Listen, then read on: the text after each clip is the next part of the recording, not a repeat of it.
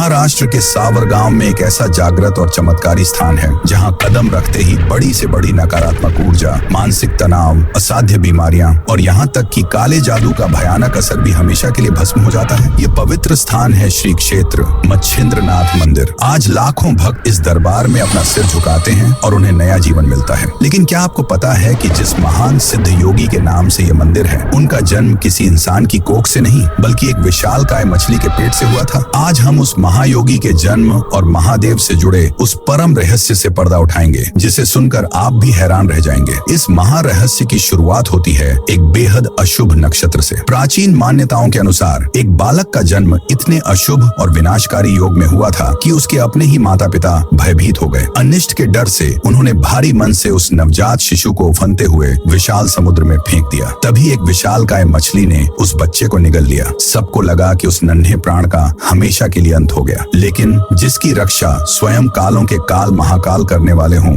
उसे मौत कैसे छू सकती है। नियति का खेल देखिए। वह विशाल मछली तैरते तैरते क्षीर सागर के उस शांत तट के पास जा पहुंची जहां देवों के देव, सर्वोच्च गुरु भगवान शिव माता पार्वती को हठ योग, तंत्र और अमृता का सबसे गुप्त ज्ञान दे रहे थे। महादेव के मुख से निकला वो ज्ञान इतना प्रचंड था कि उसे ग्रहण करना किसी देवता के लिए भी आसान नहीं था। लेकिन चमत्कार तो देखिए, समुद्र की लहरों के बीच उस मछली के पेट में बैठे उस नन्हे से बालक ने परमपिता शिव के एक एक शब्द को सुन लिया और उस महाज्ञान को अपने भीतर उतार लिया। उस बालक ने सिर्फ ज्ञान सुना ही नहीं बल्कि उस भयानक अंधेरे में मछली के पेट के अंदर ही पूरे 12 साल तक घोर तपस्या की। भगवान शिव की ऊर्जा और उस गुप्त ज्ञान के प्रभाव से 12 साल बाद जब उस बालक की तपस्या सिद्ध हुई तो वह कोई आम इंसान नहीं रहा। वह स्वयं एक प्रबुद्ध महाज्ञानी और सिद्ध योगी के रूप में उस मछली के पेट से बाहर निकला। परम पिता महादेव के उस परम ज्ञान से प्रकाशित इस दिव्य योगी को ही पूरी दुनिया ने मच्छिंद्रनाथ यानी मछलियों के नाथ के नाम से जाना। मच्छिंद्रनाथ जी कोई साधारण संत नहीं थे। शिव के उसी सर्वोच्च ज्ञान को आधार बनाकर उन्होंने दुनिया को हठ योग का वरदान दिया